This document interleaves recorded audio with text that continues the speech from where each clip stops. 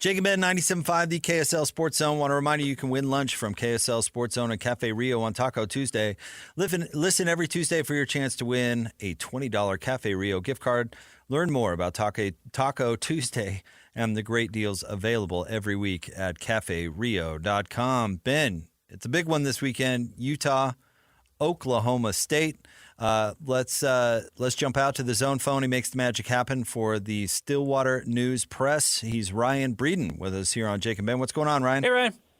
Jake, Ben, nice to meet you guys. I know it's just over the phone, but, I'm excited to chat some Oklahoma State and Utah. This is a fun matchup coming up. Yeah, Utah fans, I think their confidence totally relies in the health of Cam Rising, and it seems pretty confident that he's going to play. Dorian Singer, the wide receiver for Utah, implied he was playing. The injury didn't look that bad when it first happened, so it seems like that's where all the faith is. What are Oklahoma State fans banking on for their ability to win this game? Well, I think that, kind of in the same vein as Utah, I think you're looking at whether or not Cam Rising's going to play, right? And so, you feel like he probably is going to. I'll tell you, a bunch of people on the Oklahoma State side of Twitter, all the fans and stuff like that, were kind of speculating after yesterday seeing the betting line go from Utah 1.5 all the way to Oklahoma State 2.5 over the course of about an hour.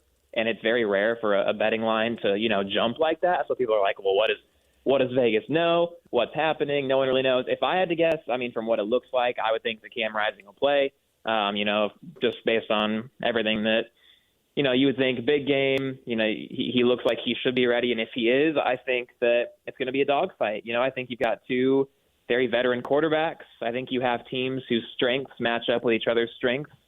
So I think that, looks like it should be a 4-quarter game, a fun type of atmosphere, and something that I think was really what you intended when you brought Utah into the Big 12.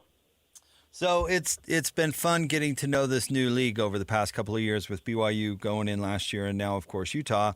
And, I have a feeling that Oklahoma State will be a common, school that will be atop this conference. And we know a little bit about Mike Gundy. He's a lot like Kyle Whittingham, right? He's been around forever.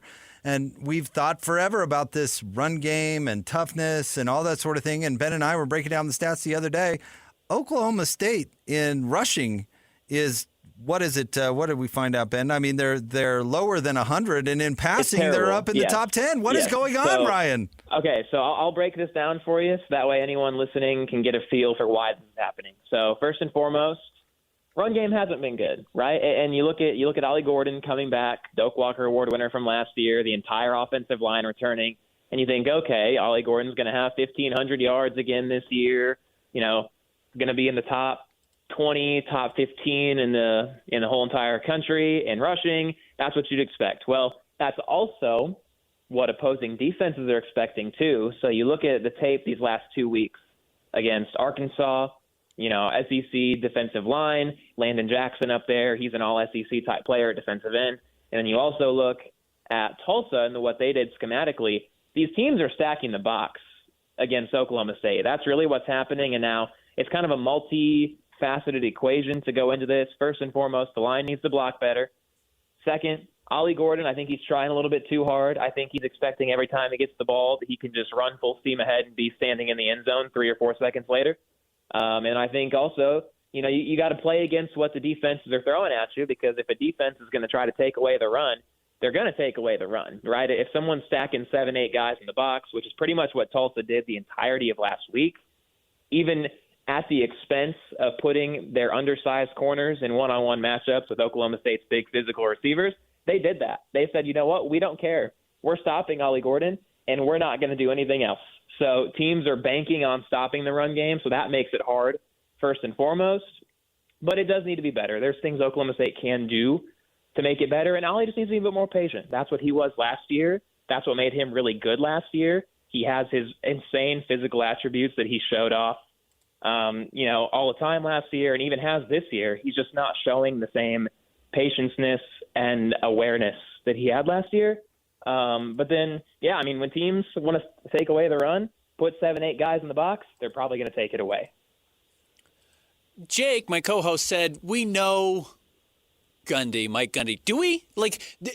The same way I bet you kind of have a perspective on Kyle Whittingham, but everyone who covers him here is like, yeah, he's a tough guy, but he's very enjoyable people truly like him. The media likes him. Everyone who works with him likes him. The players like him. Like he's a pretty beloved figure.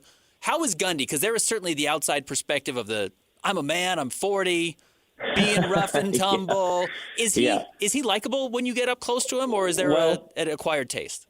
No, so I'll tell you this quick story. At his media availability that he does every week this past Monday, he stepped away from the podium to go help haul away a big drink cooler that was making a loud noise. They were getting it out of there because it was making a bunch of noise. He stepped away from his podium and helped them literally wheel this thing out in the middle of his press conference. And so that's kind of the type of person that he is. He is incredibly open and honest and genuine and very, very quirky, a very wacky guy. And I think that those parts of his personality have really shown through the older that he's gotten, the more he's been around. He's always shown the fire, right? You mentioned the I'm a man, I'm 40. Crazy to think that was, 17 years ago, 16 years ago at this point. But he's the type of guy that as a media member, you love having to interview him because he's going to always tell you, straight up what's going on. He's not a big fan of quote unquote coach speak. He likes to, just string it out and say things the way that he sees them. And it makes it for a more fun interview. And he's the type of guy that you'll know he's always going to shoot you straight. And that's just what he is. And I think that, people around here, especially in the media world, who get to see him a couple times a week, I think they respect him for that. What are kind of you talk to fans every day, I'm sure. What's the vibe of the Oklahoma City kind of community towards the new league and also the breakup with Oklahoma? Because we watched Utah and BYU break up for a little over 10 years, and now getting back together in the league is pretty cool. But what was that like where you are?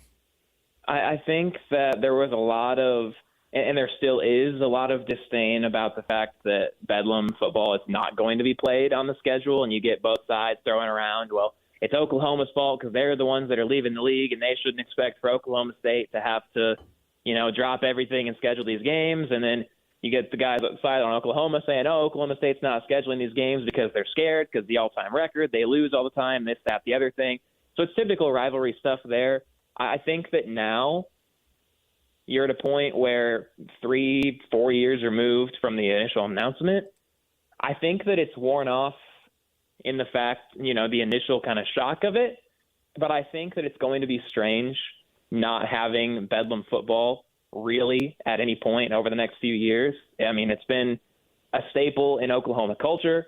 It's become a huge part of these people's lives for, 100 years plus. So it's definitely weird. And looking through a schedule where you don't see Bedlam is weird. But I think that a lot of people are excited for the new conference. I think that you look at a team like Utah, the prestige they have, all the conference championships, the big fan base. I think that you look at that type of, product you're bringing into the conference, and the people around here are excited about that. So this has been a game for this weekend coming up.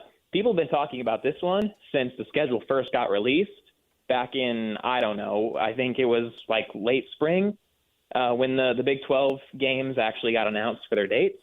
But people around here have been circling this one for ever since that dropped. What do we think about the defensive performance so far from Oklahoma State and what they're going to look like coming into this game? They gave up 20 points to South Dakota State. Really, we're kind of hammered early and then shorted up against Arkansas and then gave up only 10 points against Tulsa. What's the expectation from that defense here? Yeah, so this has been a really weird defense. I don't think that I speak for myself, and I think I can speak for a lot of us around here. I don't know that we've ever really seen a defense like this in terms of when you look at the statistical yards allotted to the opposing teams, it's atrocious. But when you look at the amount of points that are being scored, it does not correlate. So you look in the secondary for Oklahoma State, they've allowed 15 completions of 20 or more yards through the first 3 games. They've let opposing teams gash them for big plays. But at the same time, opposing offenses have gotten into Oklahoma State territory 26 times this year, and they've only gotten into the end zone on 6 of those trips, and they've been scoreless on 16 of the 26 times. So somehow, some way, this defense is basically the exact epitome of bend, don't break so far. And a lot of that came solely from the Arkansas game. Against South Dakota State, they looked very good, which is what you almost would expect an FCS opponent. Granted, they are a good FCS opponent. You would expect for them to kind of dominate, and they did. And the same goes against Tulsa. You basically had your starting defense give up no points in the first three quarters.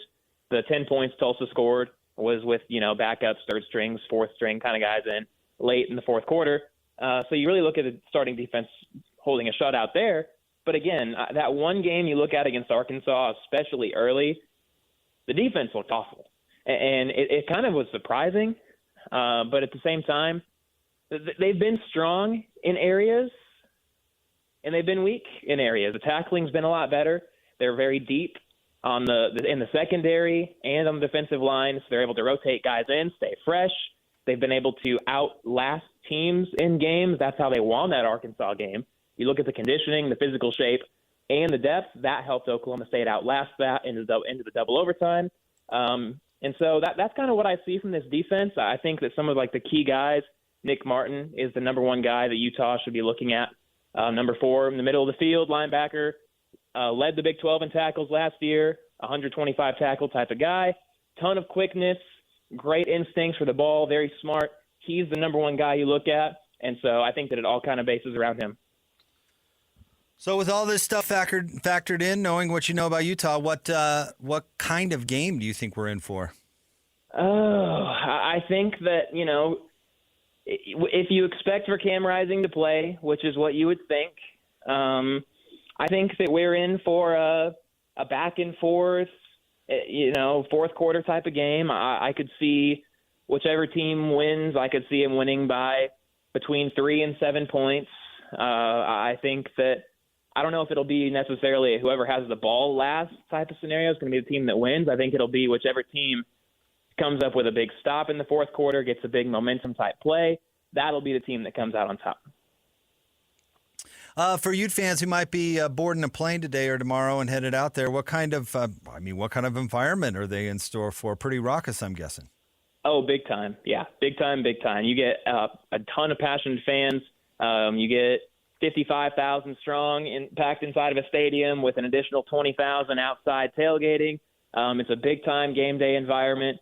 Go out and tailgate before. Go walk around. The Student Union is only a couple blocks away, the biggest student union in the world, and they've got a whole bunch of stuff and activities to do down there. You're going to see a lot of orange, a whole lot of tailgating, and, it's a good environment. I'm excited for Utah fans to be able to experience it and to be able to be a part of it.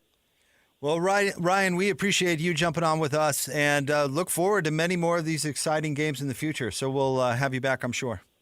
Oh, 100%. I'm looking forward to it as well, guys. I appreciate the time. Thanks, Ryan. Ryan Breeden covers Oklahoma State for the Stillwater News Press. Sounds a lot like Utah, actually. The, 50 and change stadium, raucous environment right there on campus. 20-year-long head coach. Yeah, traditionally a lot of good similarities. program. Yeah, a lot of similarities. Yeah, absolutely. So you were right when you were talking about yesterday how you think Oklahoma State will still try and get Ollie Gordon going. I got the impression that that's what Ryan thought as well. And that's kind of what teams have been selling out to stop. I wonder if someone's going to – I wonder if Morgan Scalley has the guts to say Oklahoma State is undefeated because they've been able to throw the ball. And what if we take the throw away? Now, that doesn't mean – you don't commit bodies to Ollie Gordon. He's shown he's good enough to pick up 1,500 yards and as they mentioned, Ryan mentioned, win the Doak Walker Award. He's an A-plus player. Can you find a good enough balance where, it's 70-30 right now, their ability to pass the ball versus their ability to run the ball? Something like that. And I don't mean play calling, I mean success rate. So can you bring that down to 60-40 and that's enough to get that edge? What's the right rhythm or the right ratio to beat Oklahoma State? I'm sure that's what Utah's working on. Well, if Utah's defense works as designed, it's specifically to play against these types of teams. Yeah. Where the reason you can leave your corners, or if you can leave your corners out on an island, which they like to do with that man coverage, and it's effective, then you can put 7, 8 guys in the box and defend both. I just don't. I went back. I watched a bunch of the highlights of the of Oklahoma State's games, and I watched their game against Arkansas live, and maybe it's just early in the season. Maybe they're still figuring it out, which is, by the way, pretty notorious for how Mike Gundy's teams operate. They get better as the year goes on. They don't look, to me, to be on the same level as some of the best Pac-12 teams Utah has had to play and play their best to beat in recent years. Oregon, Washington, when Washington was still very relevant, including last year. USC, when USC's been at its best. I don't think this Oklahoma State team is in that conversation. I don't think they're that versatile. I don't think their offensive line is as good as a lot of those teams had. And I'm not sure they have the overall big-time playmakers. So I think Utah has a very good chance to win this game. All right, stay tuned. Coming up next, we will keep the guest train rolling. We've got Kevin Fielder for EMAW Online, EMAW, EMAW Online. He covers Kansas State. We'll talk to him about what the Wildcats are bringing to town straight ahead. Jake and Ben, 97.5, the KSL Sports Zone. Jake and Ben, 97.5, the KSL Sports Zone. Join Hanson Scotty Friday from noon to 3 at Rough Tough, 2252 West President's Drive in West Valley, America's finest custom seat covers. We're going to talk some Kansas State football with Kevin Fielder, coming up in just a minute. Ben, and I don't need to go into specifics with this, but this whole I'll do this if my team loses to this team is getting way out of hand. And there is a Kansas State example, which we won't dive into. But what do we think Christian should do if Colorado loses to Baylor this weekend? Because the best Christian game of the weekend in the Big 12. is a Colorado guy. Yeah. And they're hosting Baylor at 6 p.m. on Big Fox. What should he have to do if Colorado takes the L? Wrestle a bear. No, I'm thinking something more like realistic. But no, he should have to fight the mascot of the opposing team, but the realized version. I think he should have to eat something. Eat a bear. Eat an entire dictionary. Okay. Yeah, eat a shoe. Actually eat an old shoe. Yeah. Okay. Do you have a shoe? Sure, plenty. Got my old yard shoes that should have some real flavor to them. Will it be seasoned? Yeah. They should have some real stuff. No. I think he should have to eat a piece of the animal of the team, the mascot of the team his team lost to. So, yeah, find some bear. How about he has to go, completely hairless? Not only shave his head, but, eyebrows and everything He's got a beard if people don't know. So he's got to go completely full bald. We're just nair all over. Let's get out of the zone phone. Joining us now, he covers Kansas State for EMAW Online. That's EMAW. He's Kevin Fielder. Kevin, first and foremost, thanks for being on the show. We appreciate it. Absolutely, Ben and Jake. Excited, and I think it's a big game for both teams. A little more stakes on the line now that it's an actual conference game. What's the faith in Kansas State right now based on what they've shown so far, which is, of course, they're 3-0. They absolutely slaughtered Arizona. I was pretty lukewarm on their performance against Tulane. Yeah, the Tulane performance was not good. I think we can be honest about that and call it as it was. They were able to sneak out the win in the end, but, it took an incredible second half for them to even be in a position to win that game. But they recovered against Arizona. And from, I guess, after that first Arizona drive where they went down and scored a touchdown in 14 plays, K-State was the better team from start to finish. And I think slaughter is probably the best way to call it, right? That win has, I guess, re-energized the fan base a little bit. There are still some doubts that need to properly get figured out as we head into conference play, but people now fully believe that this is a team that can win the conference and compete for a spot in the college football playoff, especially with the way they played against a solid Arizona team at home. So for maybe some folks out there who aren't entirely familiar, haven't watched a lot of Avery Johnson play, describe exactly why he's going to be such a headache for BYU and Provo. Yeah, every coach that has coached against him or played or coached him have said that he is this incredibly dynamic playmaker with his feet. And that's the biggest thing is he could throw the ball. Like, don't make a mistake about it. He's not one of those quarterbacks who can't throw the ball but can run for 200 yards. He can throw the ball for 250, close to 300 yards, and he can also run the ball for 150 yards. And he showed that, against Arizona because, he was the source of most of that rushing attack. He was the source for most of that offense. He was making plays that, K-State hasn't seen a quarterback make in a while. And, that's not a discredit to any of the quarterbacks they had before, but he adds a different element into that offense that, they didn't have last year with Will Howard. They didn't have a few years ago with Skylar Thompson and, Adrian Martinez. He's this dynamic playmaker who can make plays with both his legs and his arm. And defenses, they have to account for him every play, and they have to find ways to take that rushing ability away from him. But no one really has found a way to do that yet. It's pretty amazing to me watching them play is that generally when you have a quarterback that has that type of skill, we start to believe they're more of a finesse team. Kansas State is not a finesse team. They still want to line up and beat you and be very tough, right? They just also have a quarterback who can kind of play this very versatile style of football. Yeah, it's really weird, and I hadn't thought about that until you said it, but it's true. K-State has built their offense on running downhill, getting in your face, getting aggressive, winning the line of scrimmage, and then they've got this quarterback in Avery Johnson who's an incredible playmaker who can get outside and make players miss, and then they pair him with Dylan Edwards, the Colorado transfer, who is very similar in the sense that, he's a big play threat. He's a constant threat to hit a home run whenever he's on the field. And so it's this really weird dynamic of having the finesse players, but also sticking to what has worked for them for so long, which is getting in your face, winning at the line of scrimmage, running the ball, with DJ Giddens and Dylan Edwards, and then, having that extra playmaking threat to, when defenses, I think, get tired and start trying to just sell out, then you've got this quarterback who can, beat you for 60 yards on the ground, which most quarterbacks in college football can't do. Tell us a little bit about the defense, and BYU has been a little prone to turnovers. Are they going to be? Is that something that Kansas State is equipped to exploit?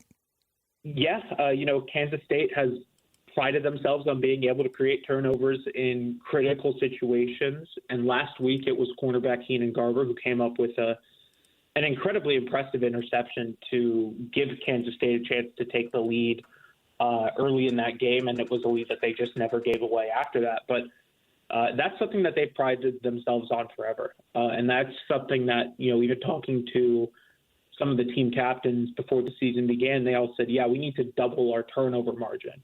We need to create more turnovers than we ever have before. And while they haven't done that, I think, to the level that they would love to, they've created 3 turnovers in the last 2 games, including the interception to seal the win against Tulane. The biggest thing so far has been their defensive line and their pass rush. They have 3, 4, close to 5 guys that they really trust to rush the passer consistently. That's led by senior Brendan Mott and the newcomer in Toby Osunsanmi, who, is a former safety, converted to linebacker, converted to defensive end, and he's generated a ton of pressure with his athleticism. And so, the back end may be where they create most of those turnovers, but it really starts with how they play up front with their pass rush. Do they have a legitimate, Kansas State dynamic wideout threat? The way, we saw Tet McMillan for Arizona in this game last week, and he's unbelievable, and Travis Hunter's unbelievable. There's some superstar wide receiver talent in this conference. Does Kansas State have somebody they can go to in those types of big play scenarios? I'll be honest, that's been the biggest question mark, I think, for everyone who covers the team, for everyone who watches the team, and even, I think, for the coaches as well. The wide receivers have not stepped up yet. Jace Brown has been their most dynamic playmaker. He's a true sophomore slot wide receiver who came in the same class as Avery Johnson, and he's created some big plays, and he's been able to keep drives going, but they don't have a lot of consistency in that room. And they have a lot of talent. Don't get me wrong. They've got incredibly talented wide receivers. Keegan Johnson is a guy who generated a lot of hype in camp. Dante Cephas, the Penn State transfer, is an incredibly experienced player who put up 1,000 yards at Kent State before transferring. but these guys haven't stepped up yet. And that's sort of the biggest challenge for K-State heading into conference play is they need a guy to step up because they've been able to, I guess, remedy that to some degree with tight end Breeden Lofton and tight end, or I guess all the tight ends, and Breeden Lofton, Will Swanson, and Garrett Oakley. But you can't keep relying on those guys to make those plays. You need a wide receiver to step up around them. And the most likely option is Jace Brown, but, make no mistake about it. He's not a Tet McMillan. He's not a Travis Hunter. He's not one of these all-conference first-team type of players who we're going to be talking about as a first-round pick in the NFL draft. So how do you expect this game to go? Yeah, it's such an interesting game because, this is a huge game for BYU. It's a night game against a top 20 opponent, a top 15 opponent who is considered by most to be arguably the best team in the Big 12. And it's always difficult for me to just look past those things because it certainly does play a role in how games go on Saturday. Kansas State is probably the more talented football team, but BYU has built this brand, I think, of playing tough and keeping games close. And I don't expect K-State to win this game comfortably by any stretch of the imagination.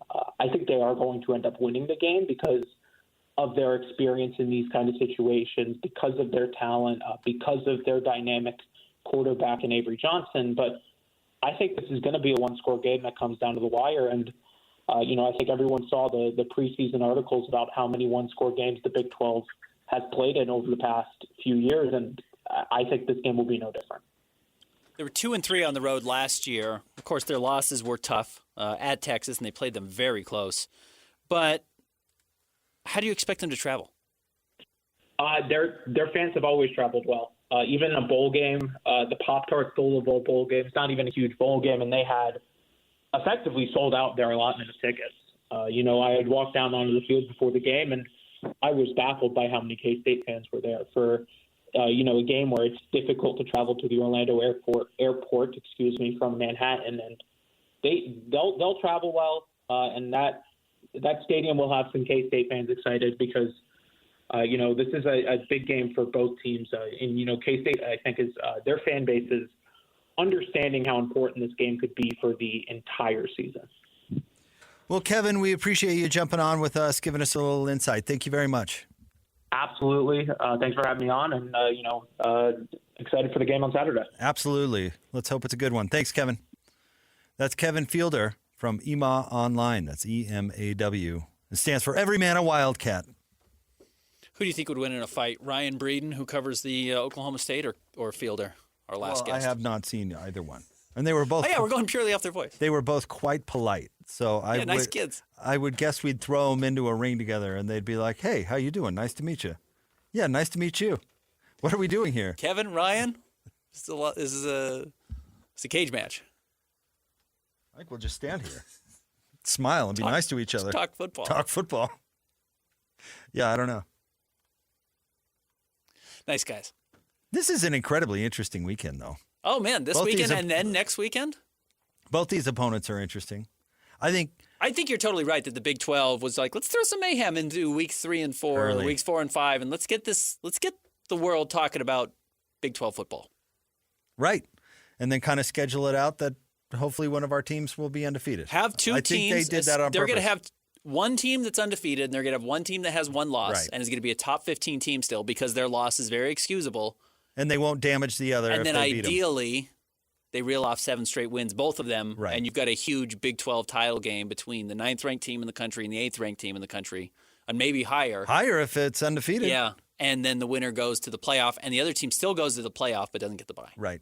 I think they did it on purpose. Hey, Barry Trammell alluded to that this morning. You should do that. Yep. Your job is to get publicity for your teams in your conference. Absolutely do that. Whatever you have to do. Make it easy on them. It makes sense. It makes sense. Yeah, what was the worst thing the WCC could have ever done? Made it hard for Gonzaga to get a high seed in the NCAA tournament. It's where all their money came from, all their attention. Gonzaga's undefeated season. The worst thing the WCC did was make them play BYU at the end of the year. Yeah, right. They had their hardest game, arguably their last game, and they ended up losing. Yeah. Yeah, makes sense. And listen, the Pac-12 scheduled all their great matchups where they could. They'd put them in November.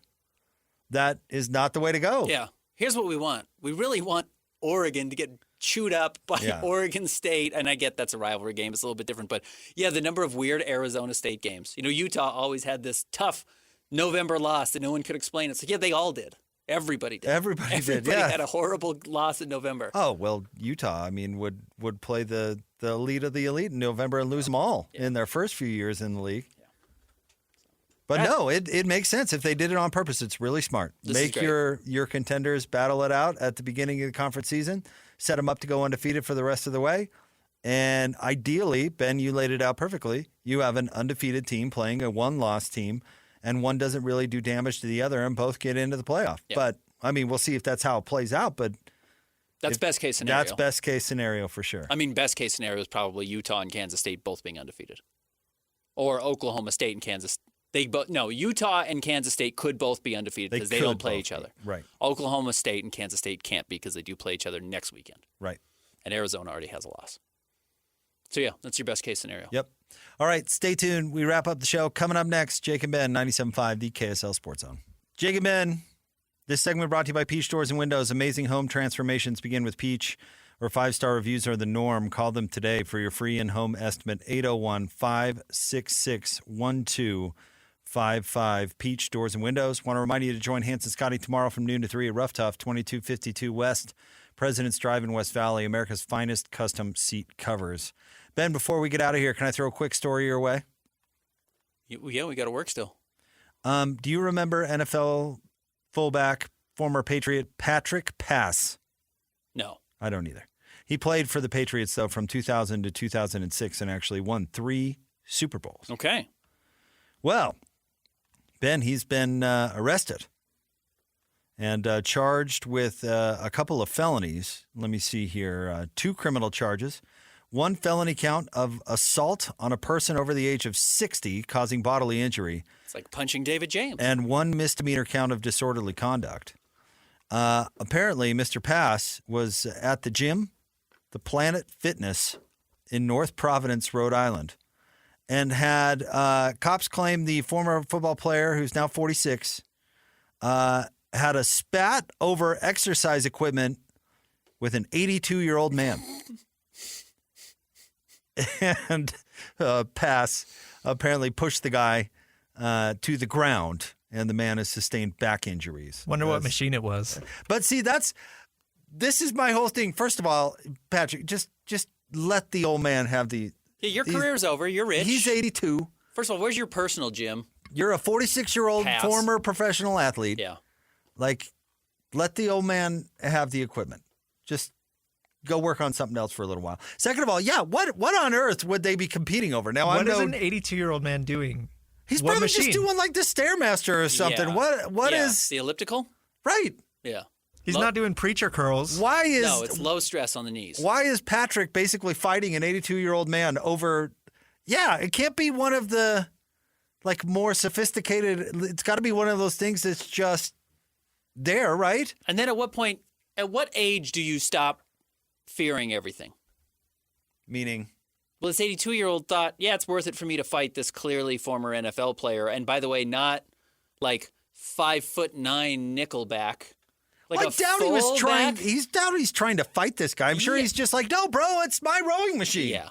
But the 82-year-old guy who didn't just get out of the way. And look, the 82-year-old guy, we don't know anything about the story yet, but I would imagine is probably in the right. But yeah, he was willing to fight this NFL player. There's got to be an age where you also just say, well, if this is it for me, that's fine too. Ben, you make it 82, you're always right, dude. Yeah, right, exactly. You're always right. So when do you get to that point? My father is 74 years old. I don't think he's ready to fight former NFL players yet. But he might get to a line where he says, you know what, if this is the last day, fine. But your dad gets the rowing machine. I'm standing up for something. He gets the rowing machine. Agreed. End of story. PK's not quite that age, but no. I could see him getting in a fight at the gym. I don't know if I could see PK. Not yet. I don't think he's there yet. Fight in the gym. No, I don't. But he will get there. I have no doubt he will get there. He's not there yet. But the day comes. But this fullback, Patrick Pass, has to just let the old man have his way. Certainly can't push him. Can't beat up an old guy. He's the oldest guy you ever beat up, Ben. Patrick looks rough. 60, 65. Lloyd beat up a 90-year-old once. I believe that. Hey, you should have watched his mouth. I know, Lloyd. At the batting cages. The guy was working on his bunts. Hey, just because you're old doesn't give you the right to speak up. I know you agree with this Patrick Pass. He's out there pushing over old men over a dispute of equipment in a gym. He literally said, you shouldn't be beating up old men. Lloyd yelled, why shouldn't he? Yeah, right. Right. That's Lloyd. Patrick Pass, bad guy. Apparently, beating up old men. I could see Hans doing that. Yeah. Yeah, I could see that. These NFL players. I could see that being a thing. Yeah, seriously, what's it with former NFL players bullying old people? I want to remind you about First and 12 on Sundays, 10 to noon, brought to you by Macy's Grocery Store. Get the freshest fruits and vegetables from local farms and your favorite local brands. Macy's. Happy shopping. Scotty G is in the house. Hans and Scotty G are coming up next. We'll talk to you tomorrow. Jake and Ben, 97.5 Thanks, Christian. KSL Sports Zone.